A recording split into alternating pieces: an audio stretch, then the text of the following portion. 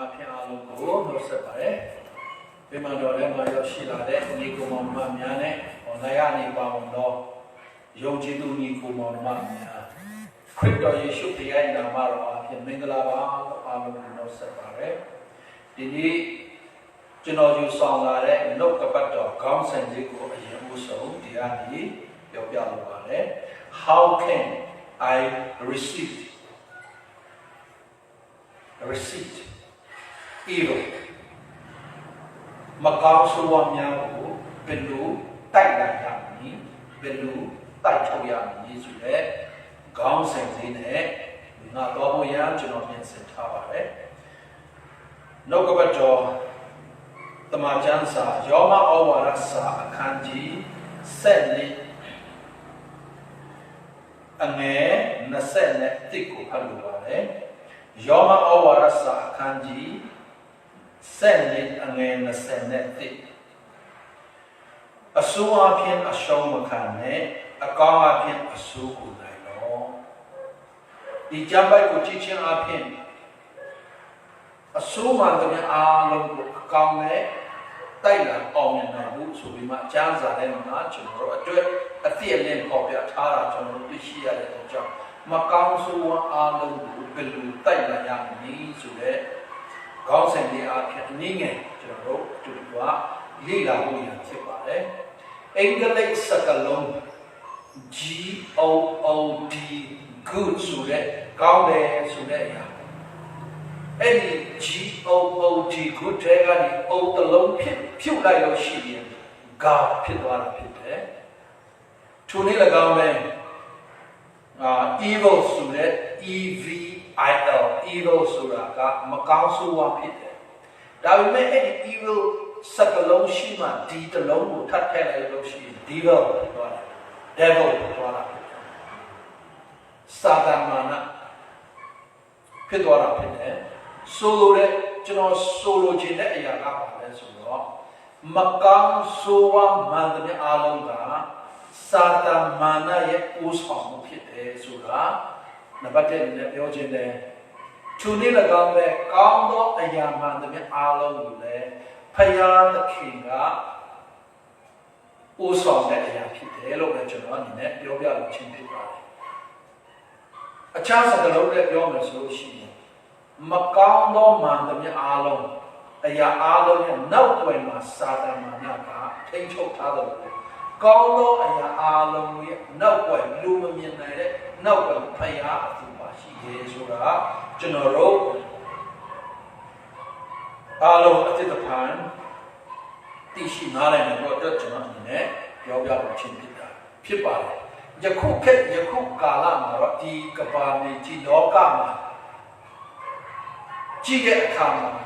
Gongo Aya, Solo Aya, Macau Soa, Thaye Nia Ya, Tare Jam, Ludiga, Paya Ujojida Ted, Natsugo, Joda Punyara, Paya Ujoda Ted, Wingin So Joda Punyara, Kibane. Paya Ujoji Agura Ted. Not so yet, look at pit that obedience, no? A tell now outland, Tanya Abuchin there, Seka Unyala. Dari Alo Buchi Kama, Dikaba, let's say a chinima, Macau Suaga, Pubi, Nia Jura, General to Shia. The Yega of Yoa, Macau Suago, Tai Toto to Sude. Jalan lit kuku, Jiswe Bima, Piaja, no, Jalan was Jack William Peter, Black Tika, Belu Coffee Tadles, interview of the Kama to Babiola Suno. Payan the Kenne, but that Lalo Shi, no, General Payama Yulu. That meant not sooner, but the Lada Yamya Alobu, Luriga, Mide Kamdaro. Since I was young, she Babylon not so winging, so low yet, the low chia, leya, no Miazo, the Dikabami Jima, Nia Ema, 3 million Nia, the jumping.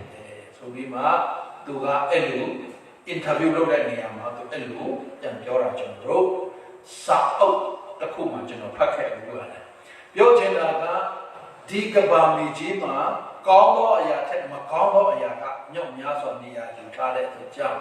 လူတွေကဖျားကိုယုံကြည်တာထက်နတ်ကိုယုံကြည်တာပိုများတယ်ဖျားကိုကြောက်တာထက်နတ်ဆိုးကိုကြောက်တာဖြစ်တယ်ဖျားစီကစုပေါင်းတာထက်ဘီလန်စီယာ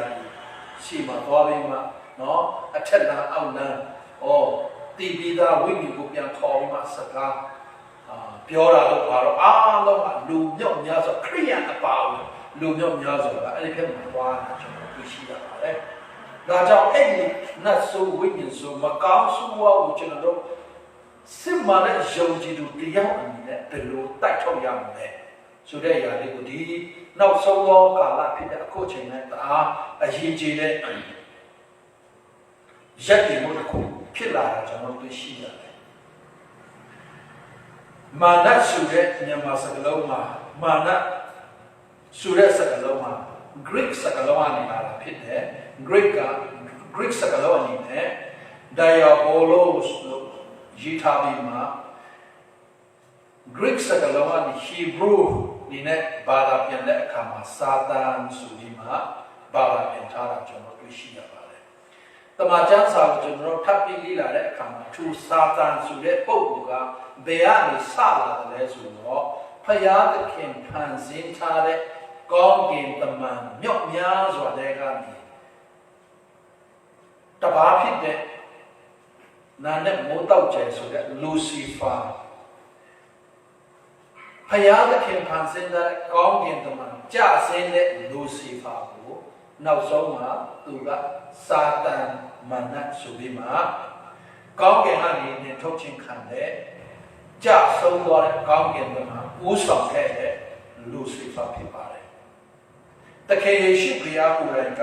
ရှင်လုကာခရစ်တော်အခန်းကြီး30အငယ်18ကိုကြည့်တဲ့အခါမှာစာတန်ဒီကောင်းကင်ကနေလက်စစ်လေးကဲတော့ကောင်းကင်ကနေကြဆင်းသွားတာတွေ့တယ်ဆိုပြီးမှယေရှုကိုယ်တိုင်ကပြောပြတာကျွန်တော်သိရှိပါတယ်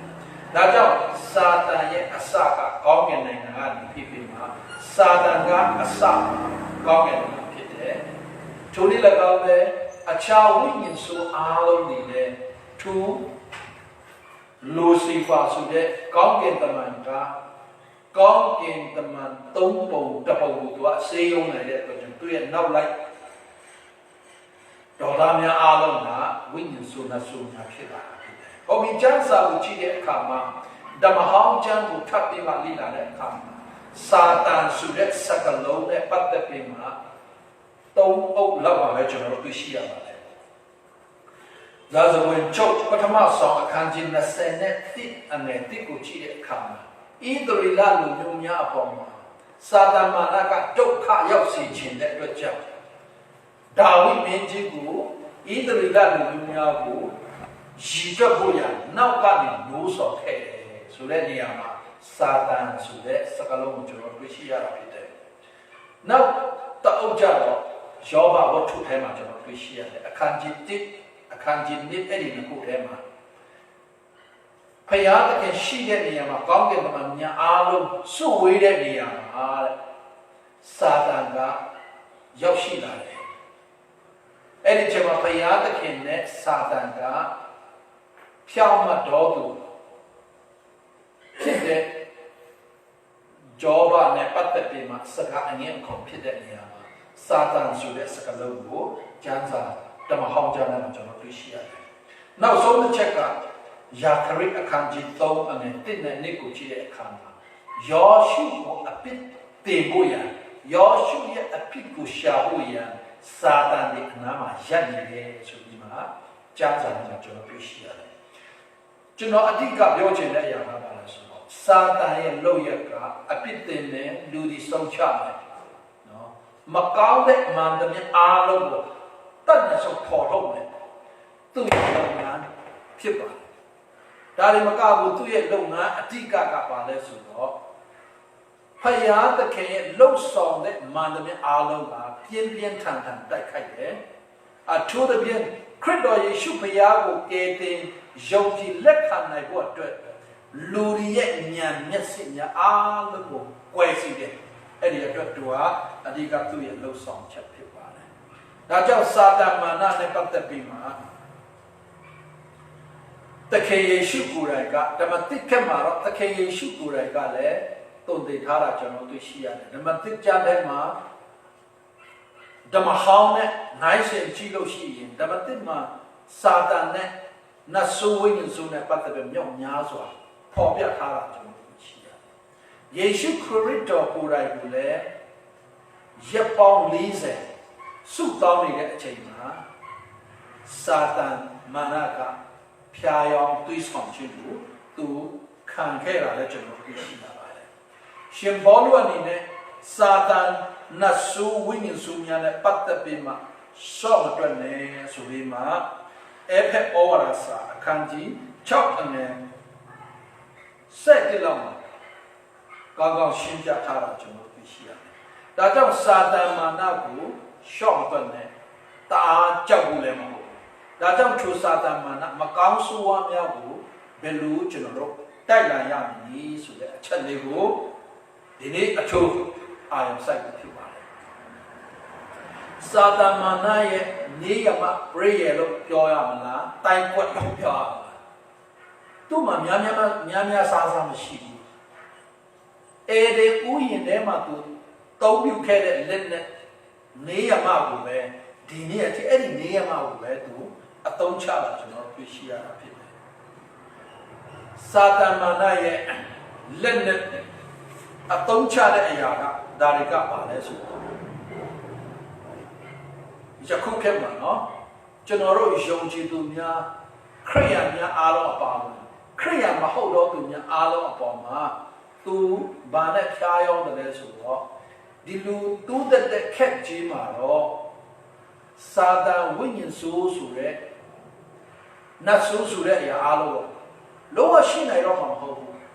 နတ်ဆိုးဝိညာဉ်ဆိုးကိုလုံးလည်းမရှိဘူးလို့ပြင်းပြင်းထန်ထန်ညင်းပယ်ပြီးမှလုံးဝမယုံကြည်တဲ့မယုံကြည်ဖို့ရလူတွေကိုဖျားယောင်းတာဖြစ်တယ်။ထိုနည်း၎င်းပဲတစ်ဖက်ကိုကြည့်တဲ့အခါမှာစာတန်နတ်ဆုဝိညာဉ်ဆိုးကိုအတိုင်းထက်လုံးအောင်ယုံကြည်ခံယူပြီးမှအာကိုပြီးမှအမျိုးမျိုးလုပ်တဲ့ခံယူချက်အဲ့ဒီတစ်ခုကိုသူကသူ့ရဲ့လက်နဲ့သစုံအနေနဲ့အသုံးပြုထားတာကျွန်တော်တွေ့ရှိရပါတယ် C.S. Lewis ကဘယ်လိုဖော်ပြထားတယ်လဲဆိုတော့ဒီကနေကျွန်တော်ဖတ်ပြမှာပါတယ်ဝိညာဉ်ဆိုးများနဲ့ပတ်သက်၍ယနေ့လူသားများကျိုးလွန်တတ်သည့်ပမာဏချင်းတူညီပြီးစံကြံနေသောအမားနှမျိုးရှိပါ၏ပထမတစ်မျိုးမှာနတ်ဆိုးများဤတည်ရှိနေမှုကိုမယုံကြည်ခြင်းဖြစ်၍ဒုတိယတစ်မျိုးမှာသူတို့ဤတည်ရှိမှုကိုယုံကြည်သည့်တာမကအန္တရာယ်ရှိလောက်အောင်အလုံးအကျုံစိတ်ဝင်စားနေသောစိတ်ဝင်စားနေခြင်းဖြစ်သည်ဤအမားနှမျိုးစလုံးကိုနတ်ဆိုးများနှစ်သက်ကြပြီး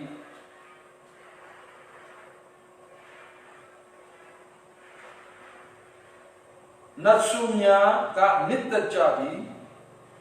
ဤနှစ်ခု၌အလုံးဝမ်းမြောက်ခြင်းနဲ့အာရကျူရှုရရှိပါ၏ဟုတ် C.S. Lewis ကအဲ့လိုသူ့ရဲ့စာအုပ်ထဲမှာရေးထားတာဖြစ်တယ်ပြောချင်တာကစာတန်မာနရဲ့ဝမ်းသာတဲ့ကျွန်တော်တို့ခံယူချက်နှစ်ခုရှိတယ်တစ်ခုကပထမတစ်ခုကဘာလဲဆိုတော့စာတန်မာနဝိညာဉ်ဆိုလုံးဝမရှိပါဘူးမရှိဘူးလို့ခံယူတဲ့အဖွင့်နဲ့ရှိတယ်ဆိုပြီးမှအတိုင်းထက်လွန်ပြီးမှအာကိုအားထားပြီးမှအမျိုးမျိုးကိုမေးတဲ့အရာအားလုံးကဒီနှစ်ခုစလုံးကစာတန်ကိုဝမ်းမြောက်စေတဲ့ဂုဏ်ယူစေတဲ့အရာဖြစ်တယ်ဆိုပြီးမှဆရာကြီးတစ်ပါးကဖော်ပြထားတာကျွန်တော်သိရှိရတယ်။ဒါကြောင့်စာတန်မာနရှိတဲ့အကြောင်းကိုယေရှုကိုယ်တိုင်ကလည်းမြောက်များစွာဖော်ပြထားတာကျွန်တော်သိရှိရပါတယ်။ဓမ္မဟောင်းကျမ်းကိုကြည့်တဲ့အခါမှာလည်း တရားဟောရာကျမ်းအခန်းကြီး18အငယ်10ဆက်ကိုကြည့်တဲ့အခါမှာကျွန်တော်ဒီကနေဖတ်ပါမယ်တင်တို့တွင်မိမိသားသမီးတို့ကိုမိဖြင့်ပူဇော်တော်သူဖြစ်လက်တတ်သောအမှုကိုကိုယ်ဉာဏ်နဲ့ဟောပြောတော်သူကာလဒီရင်ကိုချိတော်သူမကောင်းသောအသက်ကိုပြုစုတော်သူပြုစားတတ်တော်သူနတ်ဆုနဲ့ပေါင်းဖော်တော်သူဝိညာဉ်အသက်ကိုပြုစုတော်သူလူအသက်ကိုလူတီကိုမြင်မြင်တော်သူတဆုံတယောက်မျှမရှိရာသူတို့ပြုတတ်တော်သူအပေါင်းတို့သည်သာဝရဖရာဆက်ဆုပ်ယွန်ရှာတော်မူ၏ဒီနတ်ဆုနဲ့ပတ်သက်တဲ့ရာဟောရှိတယ်တဲ့ဒါမဲ့သူနတ်ဆုများနဲ့ပေါင်းဖော်တဲ့လုပ်ငန်းမှန်တဲ့အားလုံးကတော့ဖရာတခင်ကယွန်တယ်လို့ပြောထားတာကျွန်တော်သိရတယ်ဂါလတိအခန်းကြီး9အငယ်20ကိုကြည့်တဲ့အခါမှာလည်းရုပ်တုကိုကိုးကွယ်ခြင်းပြီးလို့ရှိရင်အားလုံးပဲခက်လိုက်ပြီနော်သူတစ်ပါးကိုပြုစားခြင်း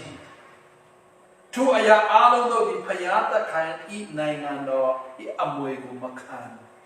နိုင်ရဆိုပြီးမှရှင်ပေါလုကလည်းပြောတာကျွန်တော်သိရတယ်ဗျာဒိတ်ချောင်းကိုထပ်ပြီးမှကြည့်တဲ့အခါမှာဗျာဒိတ်အခန်းကြီး20တစ်အနဲ့8ကိုဖတ်ပါမယ်ကြောက်တတ်တော်သူမယုံကြည်တော်သူဆက်ဆုပ်ယွန်စားပွေတော်သူလူအသက်ကိုတတ်တော်သူမတရားမီထုံနဲ့မြေဝေတော်သူပြုစားတတ်တော်သူရုပ်ထုကိုကိုးကွယ်တော်သူတစ္ဆာပြတ်တော်သူအပေါင်းတို့သည်အပေါင်းတို့မူကားဒုတိယတည်ခြင်းသည်ဟူသောကတ်နဲ့မီသောမီအိုင်ထဲသောမိမိတို့အဖို့ကိုရကြလိမ့်မည်ဆိုပြီးမှဖော်ပြထားတာတွေ့ရှိရပါတယ်ပြောချင်တာကနတ်ဆုနဲ့ပေါင်းဖော်တဲ့လုပ်ရအားလုံးကဖယားသခင်လုံးလုံးလျက်လျက်ဆန့်ကျင်တယ်ဆိုတော့ကျွန်တော်သိရတယ်။ဒီနေ့မှာကျွန်တော်တို့တနေ့ထပ်ကြည့်မယ်ဆိုလို့ရှိရင်တမန်တော်ဝတ္ထုကိုထပ်ကြည့်တဲ့အခါမှာလူတွေကပြောင်းလဲလာတဲ့အခါမှာတမန်တော်ဝတ္ထုအခန်းကြီး7ကိုအငယ်8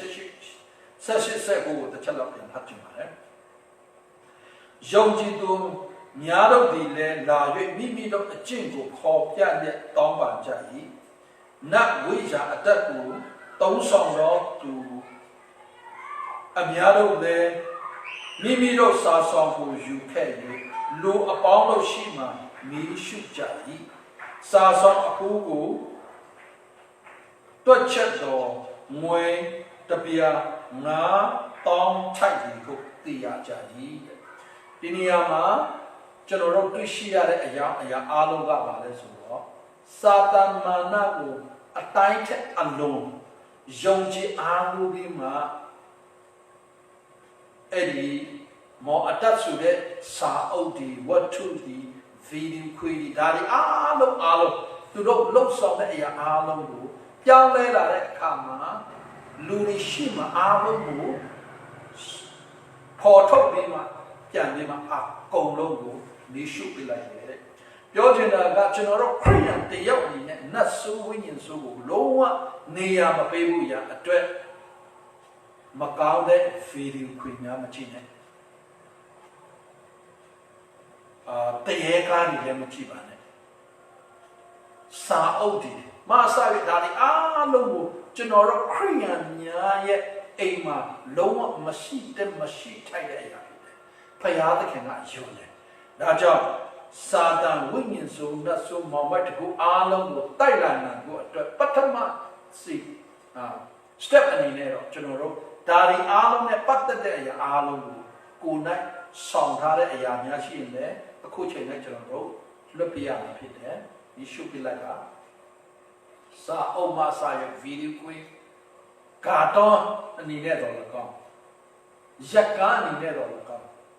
စိတ်ကိုတအားလို့ရှားစီတဲ့အဲ့ဒီနတ်ဆိုးနဲ့ပေါင်းဖော်တဲ့ဇက်လန်အားလုံးအပါဝင်ကျွန်တော်တို့ကခရိယန်များအနေနဲ့တိုက်ထုတ်နေထုတ်ဖို့ကျွန်တော်တို့အိမ်မှာလုံးဝမထားဘူးဒါကျွန်တော်တို့စာတန်မာနကိုမကောင်းဆိုးဝါးကိုဘယ်လိုတိုက်နိုင်ရမလဲဆိုတဲ့ခေါင်းစဉ်လေးနဲ့ကျွန်တော်တို့ဝင်ရတဲ့အခါမှာဒီအရာအားလုံးကိုလည်းကျွန်တော်တို့အတိတ်က နံပါတ်1အနေနဲ့ကျွန်တော်ပြောပြလို့ချင်းဖြစ်ပါတယ်ဟုတ်ပြီစာတန်မာနရဲ့လက်နဲ့ပရိယေတိတ်မပြောင်းလဲတဲ့သူ့ရဲ့လှုပ်ရှားမှုနံပါတ်1ကဘာလဲဆိုတော့ဖယားသခင်ရဲ့ဂတိတော်ဖယားသခင်စကားကိုတန်တရားဝင်စေတယ်ပြီးမှတန်တရားဝင်စေပြီးမှပြီးရင်လက်ဖြားခြင်းကိုသူစဒုတိယ step အနေနဲ့လာတာဖြစ်တယ်နော်ဖယားသခင်စကားကိုမြစ်ပဲအောင်တတိယချက်အနေနဲ့သူအဲ့လိုခြေလန်းလာတာဖြစ်တယ်သူ့မှာနေရမှာဆိုရဲပရိယေပေါ့နော်တိုင်းခွက်ကမများပါဘူးအဲ့ဒါပါပဲအာရနဲ့အေဝစပြီးလက်ဖြားတဲ့အခါမှာနံပါတ်1နဲ့ဖယားသခင်ရဲ့စကားတော်ကိုတန်တရားစိတ်ဝင်အောင်အရင်ရိုက်တွန်းလိုက်တာဖြစ်တယ်ပြီးမှဒုတိယချက်ကဖယားသခင်ကကောင်းကြီးဂတိတော်ပေးထားတဲ့ခွင့်ပြုထားတဲ့အရာမြောက်များစွာကောင်းကြီးမင်္ဂလာမြောက်များစွာကိုဒီကအာယုံမဆိုင်ပဲမြောက်များစွာတဲ့ကနေတစ်ချက်ကလေးကိုဖယားသခင်မလုံနဲ့မကိုင်နဲ့မစားနဲ့ဆိုတဲ့အချက်လေးကိုအများကြီးထဲကနေတစ်ခုတည်းဖြစ်တဲ့အရာကိုပုံကြီးချဲ့လိုက်တာဖြစ်တယ်စာတန်မာနရောက်ရောက်ကျင့်နေတာအားလုံးပြီးမှဖယားသခင်ရဲ့စကားတော်ကိုလုံးလုံးလျားလျားညင်းပယ်တော့မရှုံချအောင်သူကနောက်ဆုံးအနေနဲ့တိုက်ခွက်ဆင်ပြီးမှလူတွေလက်ဖြားတာဖြစ်တယ်အာဒန်နဲ့အေဝါကိုအထူးသဖြင့်အေဝါကိုအဲ့ဒီတိုင်းစုံစမ်းတွေးဆောင်ကြခဲ့တော့ယေရှုခရစ်တော်ကိုလည်းအဲ့ဒီတိုင်းပဲတွေးဆောင်တာဖြစ်တယ်ခမရကဖယားသားမဟုတ်ဘူးလားဖယားသားမှန်တယ်ဆိုရင်ဘိုက်ဆာဆာနဲ့အဲ့လိုမနေပါနဲ့ကြောက်ခဲရင်အမိန်ပေးလိုက်စမ်းပါခမရလောက်ပိုက်ခေါင်းကိုလှုပ်လိုက်မင်းဖယားကအဲ့လိုခက်ခဲပြီးအောင်ဘာဖြစ်လို့ထားတယ်အမျိုးမျိုးနဲ့တွေးဆောင်နေတာဒါကြောင့်ယခုခေတ်မှာကျွန်တော်တို့ခရိယန်များအားလုံးနဲ့စာတန်မာနနဲ့ဤကွက်နဲ့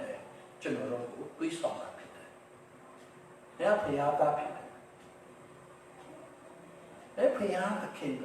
တားချမ်းသာတယ်။တရားအားလုံးတတ်နိုင်တယ်။တဲ့ဖယားကအရာအားလုံးကိုတတ်နိုင်တယ်။ဘာဖြစ်လို့အဲ့လိုထိခမဆဲရနေလဲ။ဘာဖြစ်လို့အဲ့လိုထိဒုက္ခခံနေရတယ်လဲ။ဖယားသခင်ရဲ့ဂတိတော်ကိုလောကပတ်တော်တန်တရားစိတ်ဝင်အောင်နံပါတ်1ပထမအခြေခံအနေနဲ့ကျွန်တော်တို့ကိုအများအား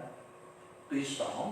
ဖြားရောက်မှာဖြစ်တယ်။အဲ့ဒါကိုကျွန်တော်တို့အသာပြီးလိုက်ပြီဆိုရင်ဒုတိယ step တော့ခြေကုပ်ပြလာဖြစ်တယ်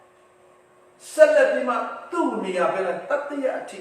ဖယားသခင်စီကနေလုံးလုံးများများထွက်သွားချင်တော့သူကနောက်ဆုံးနေနဲ့သူဆက်လက်ဝင်သွားမှာဖြစ်တယ်။ဒါကြောင့်စာတန်မာနရဲ့နေပရိယေက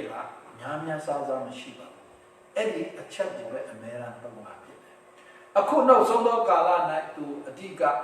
သုံးတဲ့အရာဒီအချက်နဲ့အားလုံးအပါဝင်ပေါ့နော်။ခုနကကျွန်တော်ပြောတဲ့အတိုင်းနတ်ဆိုးကိုလုံးလုံးလျားလျားမယုံကြည်ဘူးမရှိဘူးလို့ခံယူချက်တစ်ဖက်မှာနတ်ဆိုးကိုအလုံးအကျွန်းအတိုင်းခက်လုံးတော့အောင်ယုံကြည်အားကိုးတဲ့ခံယူချက်ပြီးတဲ့အခါမှာနောက်ဆုံးအချက်ကလူအခွင့်အရေးဆိုတဲ့ human right ဆိုတဲ့မိမိကိုယ်ကိုမိမိအထူးမွန်းတယ်ပြီးမှကိုယ်တနာလုံးချင်းနော်ဒါဒီအားလုံးကစာတန်မာနရဲ့နေရာမှာဖြစ်တယ်။ဒါကြောင့်စာတန်မာနကကျွန်တော်တို့ကိုလက်ဖြားတဲ့အခါမှာကိုယ့်ရဲ့ခန္ဓာကိုယ့်ရဲ့အသက်တာကိုယ့်ရဲ့စိတ်ခံစားချက်အားလုံးကိုအတိုင်းထက်လွန်အောင်ကိုပြန်တနာစေတဲ့လက်ဖြားခြင်းဟုတ်နော်။ခင်ဗျားတနည်းကောလှုပ်တာအဲ့လောက်ပင်ပန်းနေတာအရက်တစ်ခွက်လေးတောက်လိုက်ပါလားပင်ပန်းနေတာလေကိုတနာတဲ့စိတ်ကိုထည့်သွင်းပြီးမှအဲ့ဒီကနေ ဖယားအလိုမဟုတ်တဲ့ခြေတလန်းကိုခြေတန်းလန်းလို့ရသူကတွေးဆောင်ရရှိပေတယူရဲ့နှုတ်ရှာပစပ်ကိုသုံးပြီးမှယေရှုကိုလက်ဖြတ်ခြင်းခံတယ်နော်တနည်းအားဖြင့်ယေရှုကလက်ဝါးကားတိုင်းမှာအသက်ကိုစသေးပြီးမှလူတွေအားလုံးကိုကယ်တင်ဖို့ရအတွက်သူ့ရဲ့အကြောင်းကိုအဲ့လိုရှင်းပြနေတဲ့အချိန်မှာအဲ့လိုဒုက္ခပြဒနာကိုတခင်ဖျားကိုရော၌လုံးဝမတက်ရောက်ပါစေနဲ့မဖြစ်စေရဘူးလို့ယေရှုကကိုယ်သူ့ကိုခန္ဓာကိုတနာနိုင်တဲ့သွေးဆောင်ခြင်းကိုစာတာမာနကပီတာရဲ့လှုပ်ရှားပါစပ်ကိုတုံးပြီးမှစကားပြောလာတဲ့အခါမှာဒီကအချင်းစာနာနဲ့ဆုံးတော့ပြောချင်တာကကိုအတိုင်းထက်လုံးအောင်တနာတဲ့အရာငါတို့ကြတော့ဒီလိုဖြစ်နေတယ်ဒီလိုဖြစ်နေတယ်အခုငါတို့ကအတက်ကဒီလောက်ရှိနေပြီအဲ့ဒါတော့သူများဆိုရင်ဒီလိုဖြစ်တယ်ငါတို့ကြတော့အခုတည်းအထိဆိုပြီးမှကိုအတိုင်းထက်လုံးအောင်တနာတဲ့ကိုအမွန်တင်ပြီးမှကိုရဲ့ right တစ်ခုကိုနိုးဆွပေးတဲ့လုပ်ငန်းကစာတန်မာနရဲ့ free ဖြစ်ပါတယ်။ဒါကြောင့်ကျွန်တော်ခရိယန်များအနေနဲ့ဒီနေ့ခက်ဆိုးဖြစ်တဲ့နောက်ဆုံးသောကာလမှာစာတန်မာနရဲ့ဝိညာဉ်ဆိုလို့ရအားလုံးကိုသူ့ရဲ့ free ရဲ့အားလုံးကိုသိစေပြီးမှတိုက်လာနိုင်ဖို့အတွက်ကျွန်တော်တို့ဒီနေ့ခရိယန်ယုံကြည်သူများအနေနဲ့အသက်တာကိုပြန်ဆင်ဖို့လိုအပ်တာဖြစ်ပါတယ်စာတန်မာနရဲ့ဖျားယောင်းတွေးဆောင်ခြင်းကိုကျွန်တော်တို့အဲ့ဒီထဲကိုပါသွားပြီးတဲ့အခါမှာစိုးကြိုးဖြစ်တဲ့အရာကရှက်ကြောက်စိုးရိမ်စိတ်ကနံပါတ်1ဝင်လာတာဖြစ်တယ်အမှန်တရားကိုရင်ဆိုင်ဖို့ရကြောက်စိတ်ဝင်လာတာဖြစ်တယ်တနည်းပြောလို့ဆိုဖယားသခင်နဲ့မိတ္တဟာယဖွင့်ဖယားကြောင့်သွားဖို့ရန်ကျွန်တော်တို့ကကြောက်တဲ့စိတ်ကထက်သွင်းပြီးလာတာနောက်တနည်းပြောမယ်ဆိုဖယားသခင်ရဲ့လူတစ်ယောက်နဲ့ဝိညာဉ်စုကျေးဇူးရတဲ့ပုဂ္ဂိုလ်တစ်ယောက်နဲ့အတူတကွဆုတောင်းဖို့ရန်တော်မှာကျွန်တော်တို့ကမရင်ဆိုင်ရတဲ့လွဲရှောင်ခြင်းတဲ့စိတ်ထက်သွင်းပြီးလာတာအာဒံနဲ့ဧဝကဖယားစကားကိုနားမထောင်ဘူးမာယုံပြီးတော့ပိုင်းမှာအရင်တော့ကဖယားသခင်နဲ့အတူမိတ္တဟာယဖွင့်ခြင်းအတူလမ်းလျှောက်ခြင်းမိတ်ဖွင့်ခြင်းကိုတအားစာတောင်းတတဲ့အရာကိုစာတန်မာနရဲ့လက်ဖြားခြင်းထဲကိုရောက်သွားတဲ့အခါမှာယေရှုဖယားသခင်သူတို့နဲ့မိတ္တဟာယဖွင့်ပြီးကြွလာတဲ့အရေးတစ်ခုကိုသူတို့ရတဲ့အခါမှာပုံရှာတယ်လို့ကျမ်းစာမှာကျွန်တော်တွေ့ရှိရတယ်။ဒါကြောင့်စာတန်မာနရဲ့လက်ဖြားခြင်းရဲ့ထဲမှာကြောက်သွားတဲ့ပုံကိုရဲ့နောက်ကအကျိုးဆက်ကကျွန်တော်တို့ကချမ်းသာတဲ့တိတ်မကင်ရတော့အိုးလုံးခဲ့တဲ့အပတ်မှာကျွန်တော်ပြောတယ်ဝဲတော့စားဖို့တော့ကျွန်တော်တို့ရှောင်လိုက်ရတယ်ဒါဒီအားလုံးကကျွန်တော်တို့စာတန်မာနဲ့လက်ကွက်တစ်ခုမှကျွန်တော်တို့ကိုကြဆင်းနေလို့သိပြီးမှအချိန်ကြီးဖျားသခင်ရှိကိုပြန်လဲလာဒုတိယချက်ကဖယားသခင်နဲ့ကျွန်တော်တို့ယဉ်နေမှုကိုပြတ်ပြားစေတာဖြစ်တယ်။နောက်ဆုံးကမိသားစုအတွင်း၌ပင်သဘောထားကွဲလွဲပြီးမှတယောက်နဲ့တယောက်ဆန့်ကျင်ခြင်းတဲ့စိတ်ကဝင်လာတာဖြစ်တယ်။အာဒံကသူ့ဇနီးတဲ့ဧဝကိုအပြစ်တင်လိုက်တယ်။ကိုရောပြီးထားတဲ့မိမကကျွေးလုံးမှာစားတာဧဝကလည်းမွေကငါ့ကိုကျမကိုလက်ပြလို့ကျမစားတာအပြစ်ကိုတရက်အပေါ်တဲ့ပုံချတဲ့မိသားစုလင်းနဲ့မယားကြားထဲမှာအသင်းတော်တွင်မှာလူအတိုင်းဝဲထဲမှာတယောက်နဲ့တယောက်အပြစ်တင်ပုံချတဲ့အရာကကျွန်တော်တို့စာတန်မာနရဲ့လက်ကွက်မှာကြစိန်သွားခြင်းရဲ့နောက်ဆက်တွဲလက္ခဏာများဖြစ်ကြပါတယ်။ ဟုတ်ပြီဒါတွေအားလုံးကိုကျွန်တော်တို့ကျမ်းစာထဲမှာကျွန်တော်တွေ့ရှိရတဲ့အရာဖြစ်တယ်ဒါကြောင့်အခုစာတန်မာနရဲ့လုပ်ရအားလုံးကိုတိုက်ဖြတ်အောင်မြင်နိုင်ဖို့အတွက်နောက်ဆုံးအနေနဲ့ကျွန်တော်ပြောချင်ပါတယ်ကျွန်တော်ဘယ်နေရာမှာရှက်တည်တယ်လဲဆိုတာနံပါတ်1အနေနဲ့ကျွန်တော်တို့စာတန်ဤလုပ်ရအားလုံးမကောင်းဆိုးဝါးအားလုံးမကောင်းတဲ့အတွေ့အခေါ်မကောင်းတဲ့လုပ်ရအားလုံးကိုကျွန်တော်တို့ကအောင်မြင်နိုင်ဖို့တိုက်လာနိုင်ဖို့အတွက်သင်ရဖို့အချိန်မှာရက်တည်တဲ့နေရာကိုနံပါတ်1သိဖို့လိုအပ်တာဖြစ်ပါတယ်ကလောသဲခန်းကြီး1အငယ်7ကိုတစ်ချက်လောက်ဖတ်ပါမယ်မော်မိုက်တကူမာလဲငါတို့ကိုနှုတ်၍ချစ်တော်မူသောတားတော်ဤနိုင်ငံထဲသို့တွင်တော်မူ၏ကျွန်တော်တို့အားလုံးမှာအမောင်ထုထဲမှာစာတန်မာနရဲ့နိုင်ငံတော်ထဲမှာစာတန်မာနရဲ့ဖျားယောင်းသွေးဆောင်တဲ့အဲ့ဒီတွင်ထဲကနေတခင်ယေရှုသားတော်ယေရှုဖခင်ကရွေးလို့ကယ်တင်ပြီးမှသားတော်ဤနိုင်ငံထဲတော့ကျွန်တော်တို့အခုချိန်မှာရှိနေတာဖြစ်တယ်အဲ့ဒါကိုနံပါတ်1အဓိကကျွန်တော်တို့ကကောင်းကောင်းကိုယ့်ရဲ့ရက်တည်မှုသိမှုလိုအပ်ပါတယ်သင်ဟာအမောင်ထဲမှာရှိတဲ့ပုဂ္ဂိုလ်မဟုတ်ဘဲနဲ့တခင်ယေရှုသားတော်ယေရှုခရစ်နိုင်ငံတော်ထဲမှာသင်ဟာနေတော်သူဖြစ်တယ်သင်ရက်တည်နေတဲ့သင်ရှိနေတဲ့နေရာကိုသိပါယေရှုအားဖြင့်ဖခင်သခင်နိုင်ငံတော်အလင်းတော်ထဲမှာဖခင်သခင်သားသမီးများဖြစ်နေတယ်ဆိုတာကိုနံပါတ်1သိဖို့လိုအပ်ပါတယ်တိတ်မကြသေးခင်ကဒန်နီဗန်ဒဘက်ဆိုတဲ့ဘောလုံးအလဲသားမှာကစားတဲ့တကယ်တော်တဲ့ပုံစံတယောက်နော်အားလုံးကတည်ပြီးသားအားကစား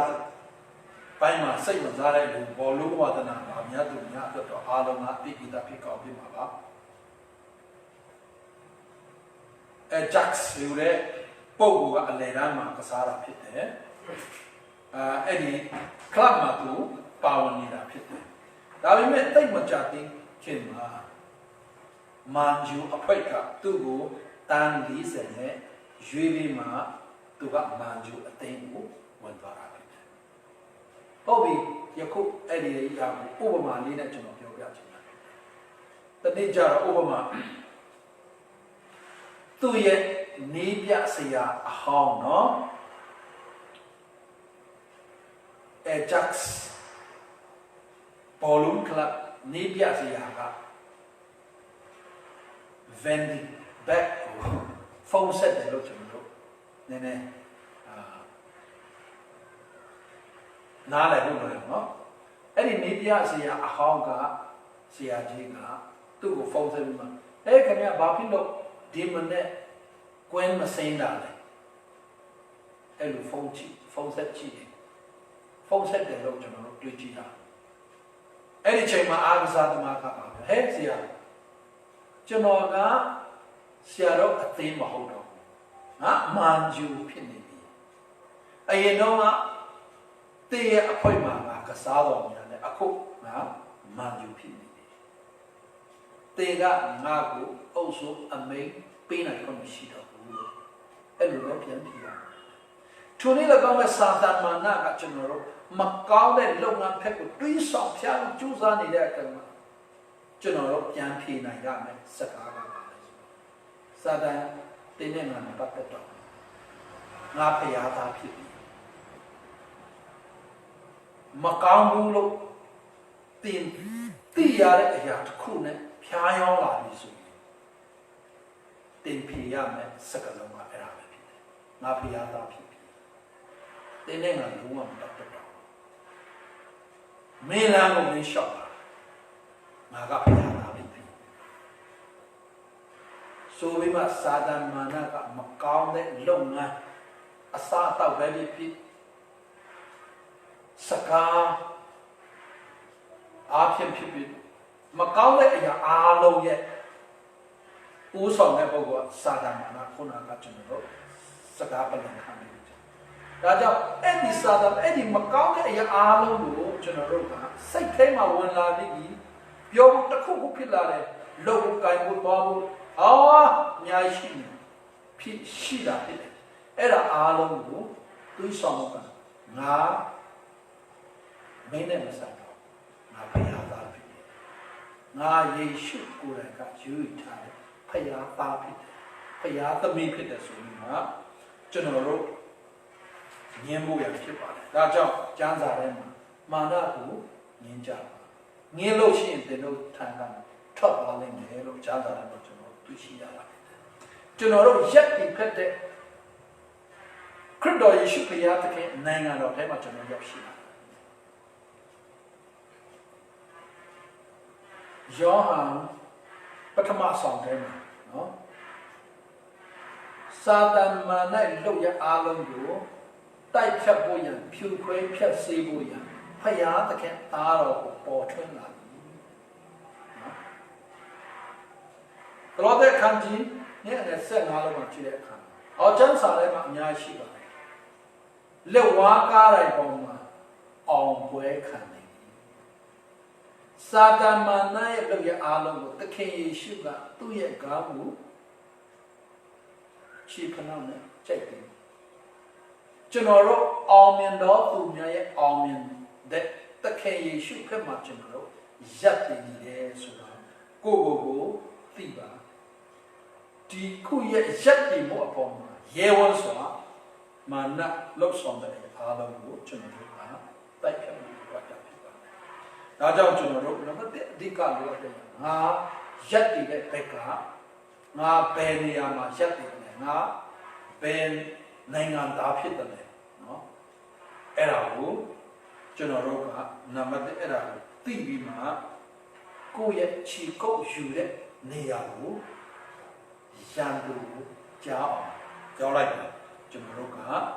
မဆိုးကိုမကောင်းဆိုးကိုတိုက်ဖြတ်နိုင်တဲ့ဖယားသခင်ကကျွန်တော်တို့ကိုပြောပြတဲ့နေလမ်းဖြစ်ပါတယ်အဲ့ဒီနေရာမှာကျွန်တော်တို့ခံစစ်အနေနဲ့ပြင်ဆင်ထားဖို့ရန်ရှင်ပေါလုကသူ့ရဲ့ပရိယေကိုတားဆီးနိုင်တဲ့အကြောင်းအဲ့ဖက်အခန်းကြီး6အငယ်7ကနေတခုပြီးတခုတူတူလေးနဲ့ကျွန်တော်ပြောပြချင်တာဖြစ်တယ်နံပါတ်1သစ္စာတည်ဟူသောကပန်းနော်သစ္စာတည်ဟူသောကပန်းဆိုတာကဓမ္မတရားဤအခြေခံအုပ်မြစ်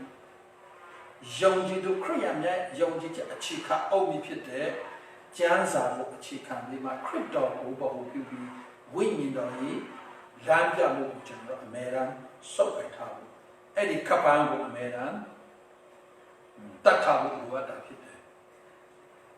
ဆိုလိုတဲ့အချက်ကဘာလဲဆိုတော့ကျမ်းစာကိုဖတ်ဆိုခြင်းတရားဒေသနာများကိုနားထောင်ခြင်းတရားဆွေးနွေးပွဲခြင်းနဲ့ပါဝင်ခြင်းခရိယန်စာပေစာအုပ်များစာသားများဖတ်ရှုခြင်းဓမ္မသီများနားထောင်ခြင်းဒါတွေအားလုံးကကျွန်တော်တို့ကသစ္စာခပန်းကိုစီးသောအရာအဖြစ်ကျွန်တော်တို့အမြဲတမ်းကျွန်တော်တို့ဝိညာဉ်ကိုကျွန်တော်တို့အမြဲတမ်းတိဆောက်ဖို့လိုအပ်ပါတယ်။ဘာဖြစ်လို့လဲဆိုတော့စာတန်မာနကမုဒ္ဒနဲ့ကျင်နေတော့ကျွမ်းကျင်တော့ပုံကိုတယောက်ဖြစ်တဲ့ကြောင့်ကျွန်တော်တို့ကသူ့ရဲ့လက်ဝါအားလုံးတိုက်ထုတ်နိုင်ဖို့အတွက်အဲ့ဒီသစ္စာတိဟုသောခပန်းကိုကျွန်တော်တို့သက်ဆိုင်ရမှာဖြစ်တယ်။ဒုတိယချက်ကဖြောင့်မတ်ခြင်းပါရမီတည်ဟူသောရင်အုပ်တစာကျွန်တော်တို့ရင်အုပ်ထဲမှာဖြောင့်မတ်ခြင်းဖြောင့်မတ်တယ်ဆိုတာကပါကျေးဇူးတော်ကြောင့်ယုံကြည်ခြင်းအပြင်ကျွန်တော်တို့ဖြောင့်မတ်တော်ဘုရားခင်ရှိမှဖြောင့်မတ်တော်ကိုဖြစ်တယ်။ကိုယ့်ရဲ့ကယ်တင်ခြင်းကျေးဇူးတော်ကြောင့်ပါဖြစ်တယ်။ယုံကြည်ခြင်းနဲ့တရားပြီးလာတဲ့ဖြောင့်မတ်ခြင်းဖြစ်တယ်။ထို့အရာကိုနည်းနည်းဆွဲခဲ့ပါဖြောင့်မတ်တယ်ဆိုတဲ့အရာလေးတစ်ခုကိုထပ်ပြောမှဆိုရင်လုံးဝအပြစ်မလုပ်တတ်တော့မလုပ်တော့ဘူးဆိုတဲ့အရာထက်အပြစ်လုပ်မိတဲ့အခါမှာလဲမိတဲ့အခါမှာအပြစ်ကိုဝန်ချတောင်းပါဝန်ခံတတ်ဘူးနော်ဖြောင့်မတ်တယ်ဆိုတာကတစ်ချိန်လုံးအမားမလုပ်ဘူးအမားမလုပ်ခဲ့ဘူးဆိုတာထက် အမားလုံးပြီးတော့ကျွန်တော်ဒီနေရာမှာမားမိတယ်ဆိုပြီးမှဝန်ခံတာအဲ့ဒါကဖြောင်းမတော်ဘူးမားရဲ့တန်းနဲ့သူကအဲ့လိုပြောလို့ကျွန်တော်ကဲတန်းကြတော့ကျွန်တော်မမားဘူးသူကအဲ့လိုပြောတော့ဒါလည်းဒါပဲဖြစ်တာဟိုးအကြောင်းပြလေးအကြောင်းပြအားလုံးကဖြောင်းမတဲ့လူရဲ့စိတ်တွေပေါ်ထားမှာဖြောင်းမတော့ဟုတ်ကဲ့အဲ့မှာကျွန်တော်မားမိတယ်